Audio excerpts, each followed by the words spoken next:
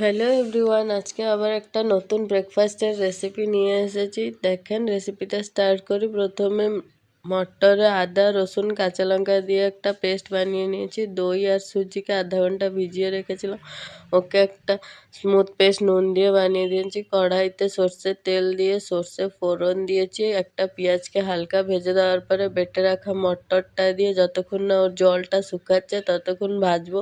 দেখেন এখানে জল পুরো শুকিয়ে আমার মশলাটা রেডি হয়ে গেছে। এখন একটা প্যানে ওই ব্যাটারটা দিয়ে মাঝখানে মটরের পুরটা দিয়েছি, দিয়ে 10-15 মিনিট ঢেকে রাখবো। আবার উল্টিয়ে আবার 5-10 মিনিট পরে হয়ে গেল। খুবই টেস্টি একটা ব্রেকফাস্টের রেসিপি। আশা করি আপনাদেরকে ভালো লাগবে, আর ভালো লাগলে প্লিজ একটু কমেন্ট করে জানাবেন, আর চ্যানেলে নতুন থাকলে প্লিজ একটু ফলো করে দেবেন। Thank you for watching, by.